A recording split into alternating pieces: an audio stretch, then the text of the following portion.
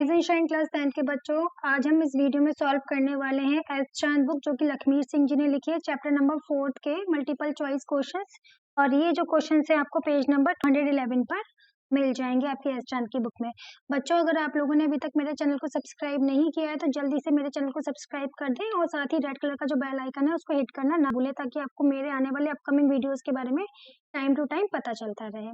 बच्चों, इसके साथ ही अगर आपको फिजिक्स और केमिस्ट्री के भी सॉल्यूशन चाहिए तो उसके लिए आप मेरे चैनल पर जाके प्लेलिस्ट को चेकआउट कर सकते हैं, वहां से अपने लिए ले सकते हैं फिजिक्स और केमिस्ट्री के solution. Let start doing this. Question number 39 है, in evolutionary term we have more in common with. We have का मतलब यहाँ पे ह्यूमन से है, क्योंकि हम लोग कौन है, ह्यूमंस हैं।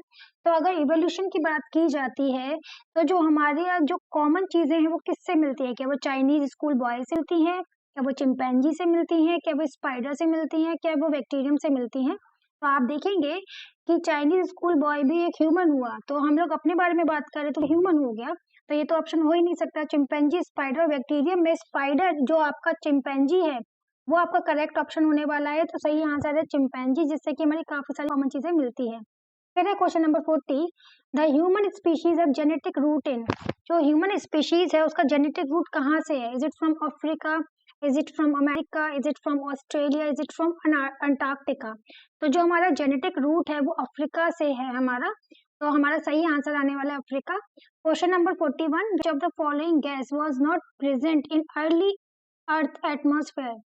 इसमें से कौन सी गैस थी जो स्टार्टिंग के टाइम में जब हमारा इवोल्यूशन हुआ था, तब जब अर्थ का जो इवोल्यूशन हुआ था एटमॉस्फेयर में, तो वो गैस प्रेजेंट नहीं थी? Is it ammonia, is it oxygen, it is hydrogen sulphide, it is methane? तो यहाँ पे ऑक्सीजन ऐसी गैस है जो स्टार्टिंग में प्रेजेंट नहीं थी, बाद में आई है। और बाकी अमोनिया है, हाइड्रोजन सल्फाइड है, मीथेन है, ये सब पहले से प्रेजेंट था। फिर क्वेश्चन नंबर 42 है आपका, A gradual change over a long period of time in form of life is known as। जो ग्रेजुअली चेंज हो रहा है, धीरे धीरे जो चेंज हो रहा है और लाइफ को नई नई लाइफ बन रही है, मतलब कि सिंगल सेल से मल्टी सेलुलर भी बने, तो ऐसे ही आपका एवोल्यूशन हो रहा है। तो इस टर्म को क्या बोलते हैं? देखिए, मैंने अभी बोलते एवोल्यूशन, तो यहाँ पे वी जो है आपका सही आएगा, एवोल्यूशन। क्वेश्चन नंबर 43 है, scientist believe that all the life originated in.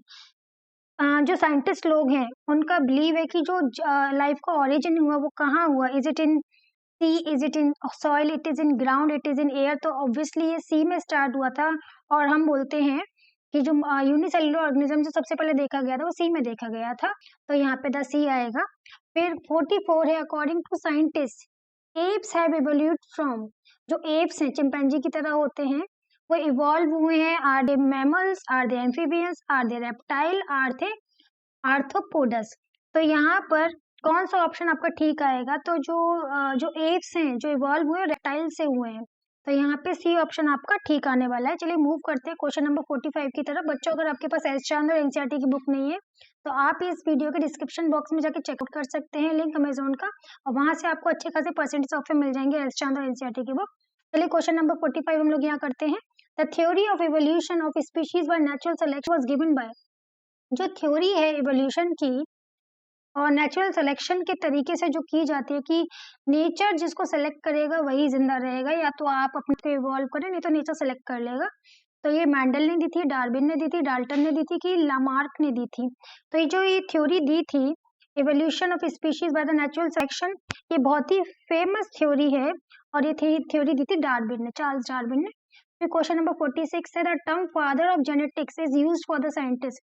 जो जेनेटिक्स के फादर जिनको माना गया है वो किसको माना गया है? Is it Morgan, it is Mendel, it is Darwin, it is Marie Curie?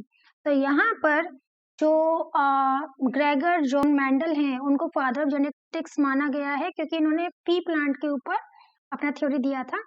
फिर क्वेश्चन नंबर 47 है, one of the following trait can not be inherited. इसमें से कौन सा ट्रेट इनहेरिटेड नहीं है? मतलब कि पेरेंट्स ऑफ स्प्रिंग में नहीं जाता। कलर ऑफ आई, तो ये तो जाता है। कलर ऑफ स्किन भी जाता है। बॉडी का साइज नहीं जाता। माता पिता पतले हो सकते, बच्चा मोटा हो सकता है, या माता पिता मोटे हो सकते, बच्चा पतला भी हो सकता है। तो यहाँ पर 47 का सी आएगा, साइज ऑफ बॉडी इनहेरिट नहीं है। फिर है 48, only one of the following characteristic of the parent can be inherited by the children. सिर्फ एक ही कैरेक्टरिस्टिक जो पेरेंट का है वो बच्चे में जाता है। This one is deep scar on chin, snub nose, technique of swimming और कट नोज, इसमें से कौन सा आपका कैरेक्टर है जो कि पेरेंट्स से ऑफ स्प्रिंग में जाता है? तो इसमें स्नब नोज है जो कि आपका पेरेंट्स से ऑफ स्प्रिंग में जाता है। फिर 49 है the organs which perform different function but have same basic structure, मतलब दिखने में तो सेम है लेकिन उनका काम अलग अलग है, ऐसे ऑर्गन्स को हम क्या कहते हैं? तो जो दिखने में तो सेम होते हैं लेकिन उनका काम अलग अलग होता है, उनको हम होमोलोगस ऑर्गन बोलते हैं। और इसका उल्टा, जिनका बेसिक स्ट्रक्चर अलग होता है और फंक्शन सेम होता है, उसको एनालोगस बोलते हैं। तो होमोलोगस क्या हो गया? दिखने में सेम है लेकिन काम अलग है। क्वेश्चन नंबर 50 है the organ which perform similar function but have different basic structure. तो अभी भी मैंने बताया था ना, इसका उल्टा जो है वो एनालोगस है।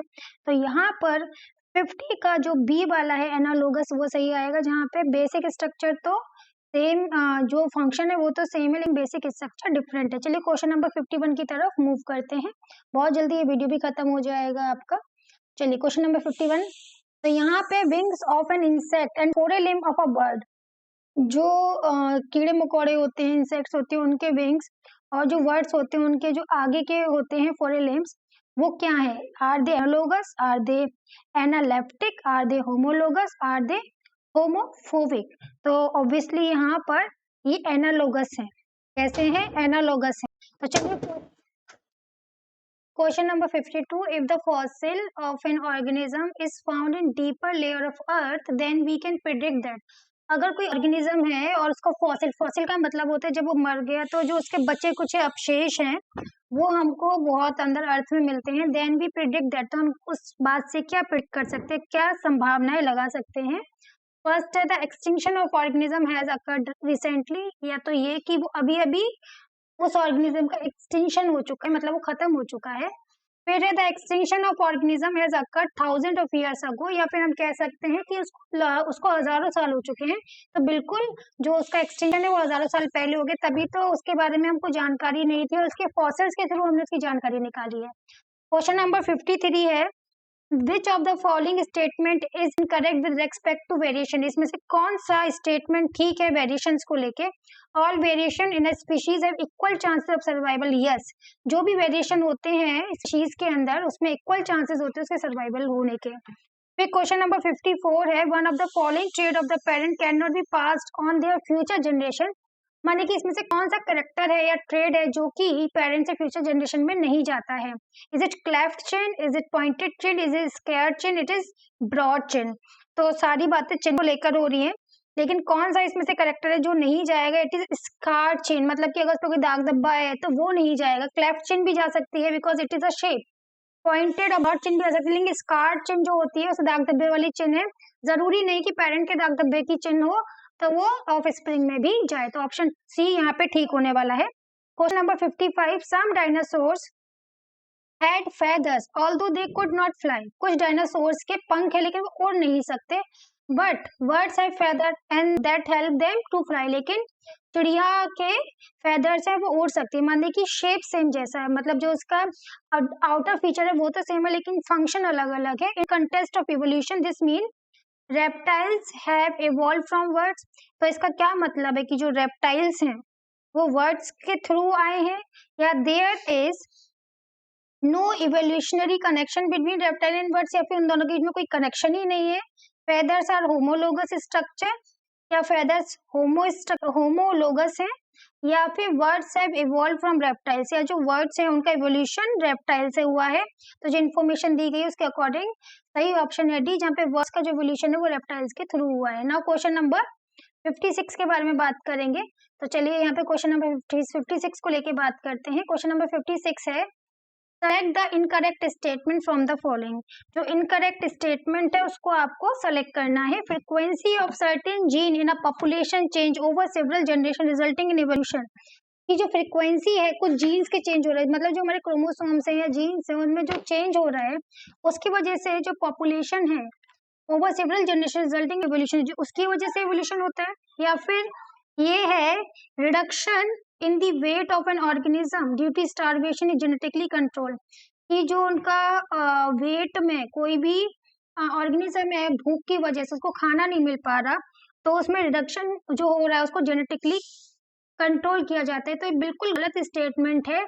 जेनेटिकली हम वेट को कंट्रोल नहीं कर सकते, तो ऑप्शन बी ठीक आएगा क्योंकि यहाँ पे incorrect statement. Now question number 57, new species में बी फॉर्म इफ, नई स्पीशीज बनती है। यहाँ 4 ऑप्शन दे रखे हैं, जो सही है वो आपको बताना है कि कौन कौन से 4 ऑप्शन ठीक है। फर्स्ट है DNA undergo significant changes in germ cell yes, जो डीएनए है काफी ज्यादा चेंजेस में जाता है, सर्टेन चेंजेस में जाता है। उसके बाद chromosomes number changes in gamete yes, chromosomes का जो नंबर है वो 2 से 1 हो जाता है गैमेट में। There is no change in genetic material, कोई भी चेंज नहीं होता जेनेटिक मटेरियल में, गलत है।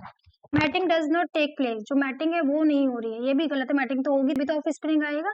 तो यहाँ पे फर्स्ट एंड सेकंड ठीक है, तो ऑप्शन ए आपका यहाँ पे ठीक हो जाएगा। ना question number 58, according to evolutionary theory, जो इवोल्यूशनरी थ्योरी है, formation of new species generally due to, जो नई स्पीशीज बन रही है वो किसकी वजह से हो रही है? सडन क्रिएशन बाय नेचर, या सडनली नेचर ने क्रिएशन कर दिया। Accumulation of variation over several generation, जो वेरिएशन है उनका एक्यूमुलेशन हुआ है ओवर सेवरल जनरेशन, तो हाँ ऑप्शन बी यहाँ पे ठीक आएगा। Question number 59, the presence of which of the following type of organ in two animal indicate that they are not derived from common ancestor, इसमें से किस चीज की प्रेजेंस से आप दो एनिमल्स के अंदर ये इंडिकेट कर सकते हो कि उसके जो एंसेस्टर थे, वो पूर्वज थे, वो सेम नहीं थे? Is it from homologous organ, is it from एक्सक्रीटोरी organs, it is from analogous organ, it is from reproductive organ? तो सही आंसर है एनालोगस ऑर्गन्स हैं, उससे हम पता लगा सकते हैं कि दो एनिमल्स के एंसेस्टर सेम नहीं है। चलिए लास्ट पेज की बात कर लेते हैं। यहाँ पे क्वेश्चन नंबर 60 से 64। बच्चों अगर आप लोगों ने मेरे चैनल को अभी तक सब्सक्राइब नहीं किया तो जल्दी से सब्सक्राइब कर दें और रेड कलर का जो बेल आइकन है उसे हिट करना ना भूलें, ताकि अपकमिंग वीडियोस आपको टाइम टू टाइम पता चलते रहे।